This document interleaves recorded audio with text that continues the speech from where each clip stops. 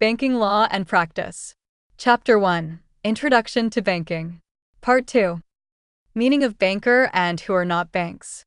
Banking Regulation Act definition: a banker is a person who accepts deposits from the public for lending or investment, repayable on demand through check, draft, or order. Dr. H.C. Hart's definition: a banker is a person receiving money and collecting drafts for customers, with the obligation to honor checks to the extent of the amount available in the account. Key features: 3 conditions. 1. Receive money and collect drafts on current accounts. 2. Honor checks up to available balance. And 3. Banking must be the main line of activity. Who are not banks? Moneylenders, finance corporations, state finance corporations, and IDBI cannot be called banks as they are not registered under the Banking Regulation Act or governed by RBI. Name requirement: a banking institution must add the word bank or banking company to its name to legally identify itself as a banking institution under the Act. Meaning of customer. A customer is a person who opens any type of account with a bank, savings, current, or deposit, and thereby establishes a contractual relationship with the banker through that account. The word customer comes from custom, meaning regular habit, reflecting that a customer is someone with a recognizable pattern of regular banking dealings, not just a one-time casual visitor. According to Sir John Paget, there must be some recognizable course or habit of dealing in the nature of regular banking business to constitute a customer. A single casual transaction does not make someone a customer. The KYC definition includes account holders, beneficial owners, and beneficiaries of transactions conducted through professional intermediaries like chartered accountants or stockbrokers. For example, a person who visits a bank once to exchange currency is not a customer. But a person who opens a savings account and regularly deposits and withdraws money is a customer of that bank. General relationship between banker and customer. Primary relationship: debtor and creditor. When a customer deposits money, the bank becomes the debtor and the customer becomes the creditor. When the bank gives a loan, the positions reverse completely. Secondary: banker as trustee. When the bank manages assets, administers property, or handles corporate debentures on behalf of a customer, it acts as a trustee for that customer. Secondary: banker as agent. When the bank collects checks, pays bills, buys and sells securities, or transfers funds on behalf of the customer, it acts as the customer's agent. Secondary: banker as bailee. When the customer deposits valuables or important documents for safe custody, the bank accepts them as a bailee and must protect them with reasonable care. Secondary: banker as lessor. When the bank leases a safe deposit locker to a customer for storing valuables on a hire basis, the relationship between them is that of lessor and lessee. Debtor-creditor relationship. The primary relationship between a banker and customer is that of a debtor and creditor. Sir John Paget stated, "The relationship of the banker and customer is primarily that of debtor and creditor, the respective positions being determined by the existing state of the account." The word debtor means one who owes money, and creditor means one who is owed money. When a customer deposits money with the bank borrows it, making the bank the debtor and the customer the creditor. When a customer deposits money, the bank does not hold it as a trustee or bailee, it simply borrows the money and agrees to repay an equal amount when demanded. H.P. Sheldon explained that money is not deposited with a banker but lent to the banker.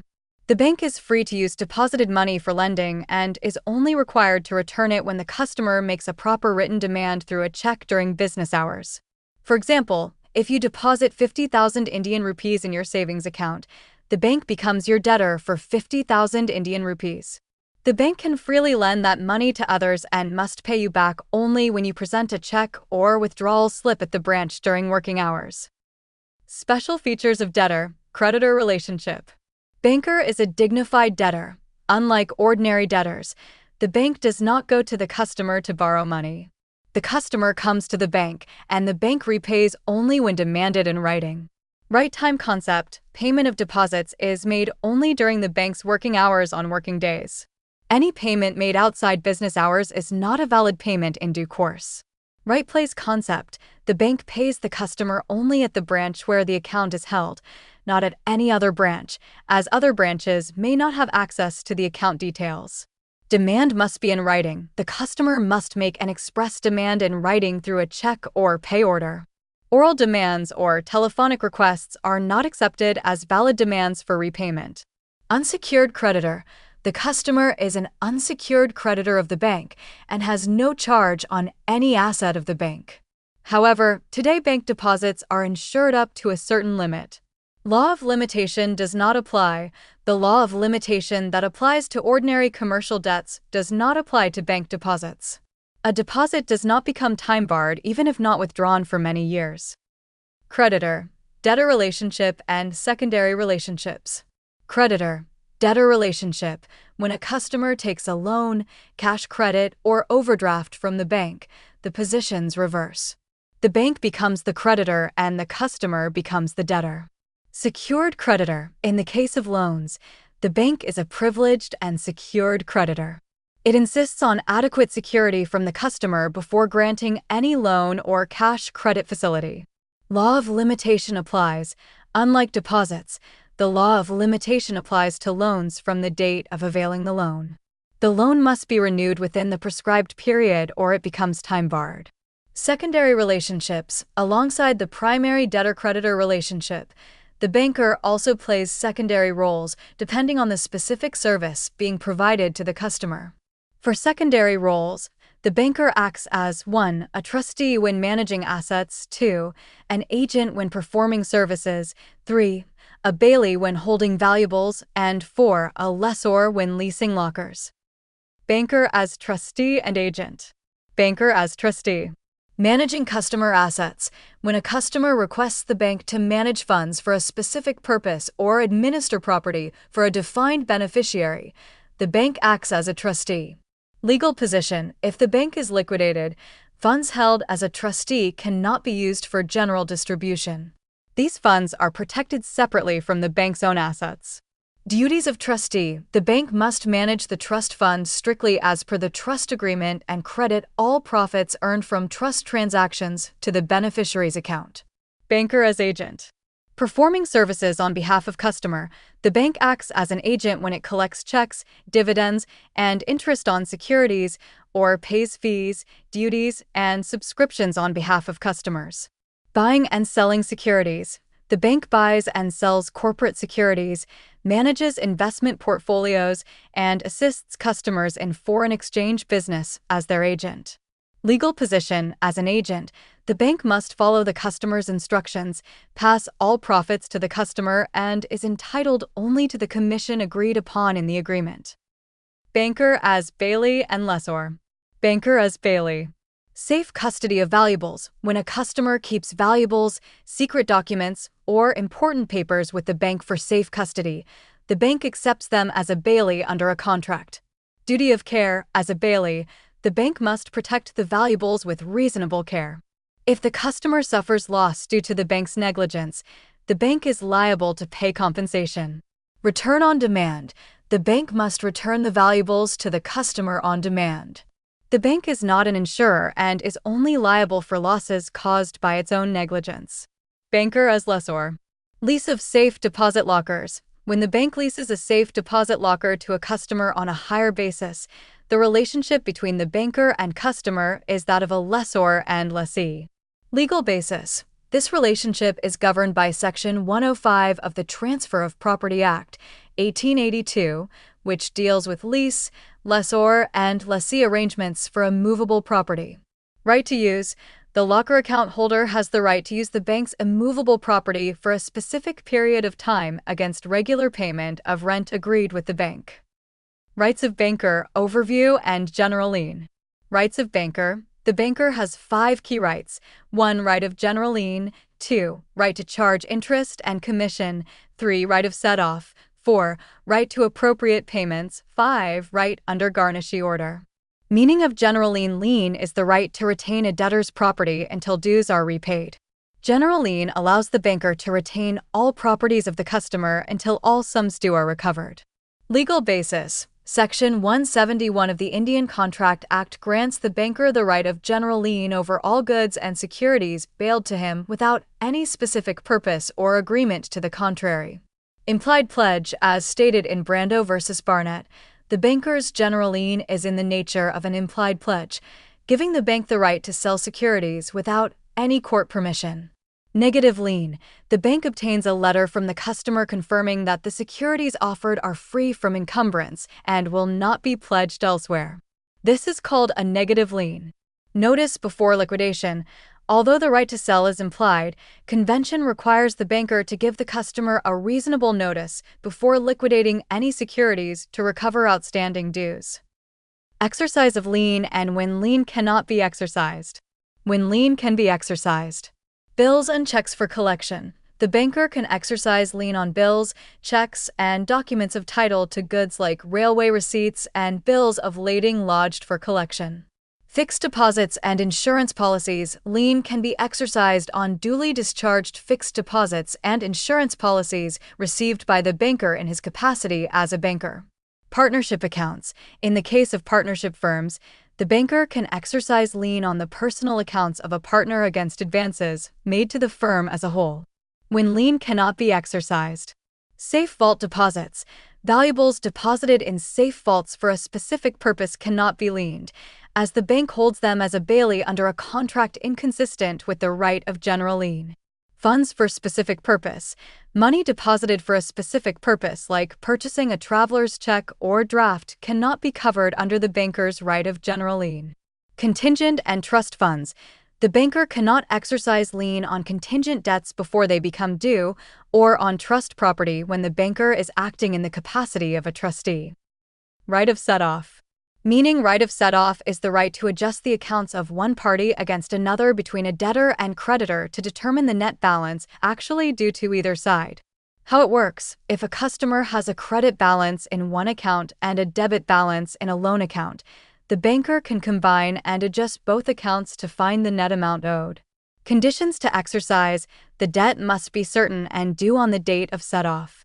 It must also be mutual, meaning it must exist between the same parties and in the same capacity or right. Same right condition. The banker cannot exercise set-off across accounts held in different capacities. For example, a personal loan cannot be set off against a joint account or a trust account. Automatic set-off situations. Set-off applies automatically when the customer becomes insolvent or insane, when the customer dies, on a partner's insolvency, or on receiving a garnishee order from court.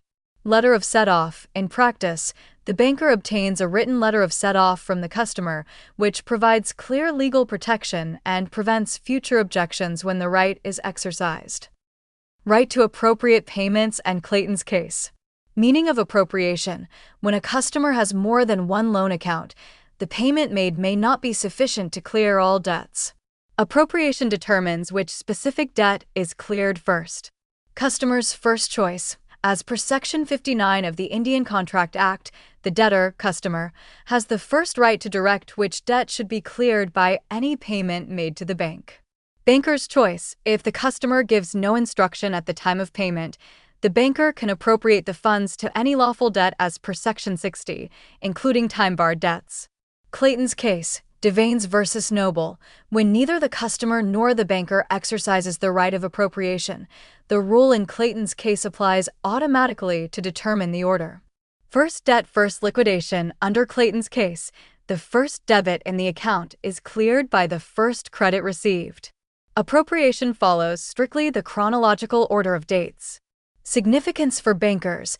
This rule works against the bank's interest when a partner dies or becomes insolvent, as subsequent deposits reduce the debit balance, limiting the bank's claim on the estate. Right to charge interest, commission, and other charges. Interest. The banker has an implied right to charge interest on loans and outstanding balances. Interest is normally calculated every quarter or half year and debited to the loan account. Commission. The banker has an implied right to charge commission for services rendered, such as fund transfers, bill collection, portfolio management, and other agency functions performed. Incidental charges. Incidental charges are levied on unremunerative current accounts under various names like processing charges, service charges, collection charges, or penal charges. RBI guidelines on charges. The Damodaran Committee recommended that banks must inform customers 1 month in advance through SMS, email, or letter before levying any new charges on their accounts. Commitment charges. This charge is levied on overdraft and cash credit accounts. Interest is charged on the amount used, and commitment charges are levied on the unused portion of the sanctioned limit. Garnishee order. Meaning, a garnishee order is a court order directing a third party who holds money belonging to a judgment debtor not to make any payment until the court gives further directions. Origin of word. The term garnishee comes from the Latin word garnire, meaning to warn. The order warns the third party, the banker, not to release the debtor's funds to anyone. Example: if A owes money to B and A has money due from a third-party agency, B can request the court to order that agency not to pay A. That agency becomes the garnishee. Legal provision. The garnishee order is provided under Section 60 of the Code of Civil Procedure, 1908, Rule 46 of Order XXI of the Schedule to the Code of Civil Procedure. Order nisi. The first stage is the order nisi, which directs the garnishee not to pay any money from the judgment debtor's account until the court hears the matter and decides. Order absolute. If the garnishee has no objection, the court passes an order absolute, directing the garnishee to make the payment to satisfy the full claim of the judgment creditor. Obligation to honor checks and types of damages. Obligation to honor. The banker must honor the customer's checks as long as sufficient funds are available, as per Section 31 of the Negotiable Instruments Act, 1881. Conditions for honoring. The account must have sufficient credit balance. The check must be properly written, correctly dated, and presented within 3 months of the date of issue. Funds must be unencumbered. The funds must not be reserved for a specific purpose or assigned to another person. The banker cannot honor checks from trust funds or funds under a garnishee order. Effect not cleared, ENC. If a check presented for collection is not yet credited, the banker can dishonor another check drawn on the same account with the remark ENC, effect not cleared. Ordinary damage. If the banker wrongfully dishonors a check, a non-trader customer receives only nominal compensation based on the inconvenience caused, not the full value of the check. Special damage. A trader or businessman whose check is wrongfully dishonored can sue the banker for special damage, as dishonor seriously harms their commercial reputation and credit standing. Obligation to maintain secrecy of customer's account. General rule. The banker must maintain complete secrecy regarding the customer's account, as disclosure can damage the customer's image or harm their business, established in Hardy v. VC, 1868. Disclosure as per law. The banker can disclose account details when demanded by lawful authorities under the Income Tax Act, Companies Act, FEMA, Customs Act, or any other authorized legal provision. Disclosure at customer's consent. The banker can disclose account details when the customer gives express consent, such as when an auditor, guarantor, or reference is specifically authorized by the customer. Disclosure in public interest. If the customer holds an illegal account that is against the interest of the nation, the banker must disclose the relevant details to the appropriate authorities immediately. Disclosure in bank's interest. The banker can disclose a borrower's account details to the guarantor when the borrower fails to repay the loan, as it is in the bank's own interest to do so. Disclosure as common courtesy. If a fellow banker inquires about a customer's creditworthiness, the banker may respond, but must be careful to give balanced information, neither too favorable nor too unfavorable. Remaining obligations and termination of relationship. Receive checks for collection. The banker is obligated to receive and collect checks, demand drafts, bills of exchange, and other instruments on behalf of the customer for a reasonable service charge. Honor checks across the counter.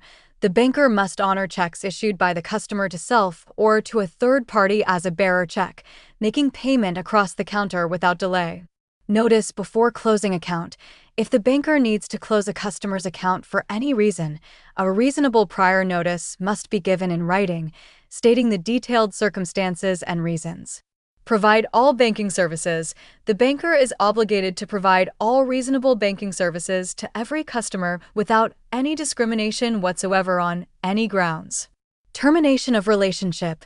The banker-customer relationship ends when the customer closes the account, or when the account holder becomes insane, becomes insolvent, or passes away. Inactivity does not end relationship. Infrequent transactions or conversion of an account to an inoperative account does not legally terminate the banker-customer relationship under Indian banking law. Types of banks in India. Public sector banks, banks where the majority stake is held by the Ministry of Finance or a state government. Officers are gazetted officers, and these banks serve the widest customer base in India. Foreign banks, banks from outside India allowed to operate in three modes: branch mode, wholly owned subsidiaries, or representative offices, with a minimum capital of 5 billion Indian rupees to establish a branch. Private banks, banks owned and operated by private individuals or institutions.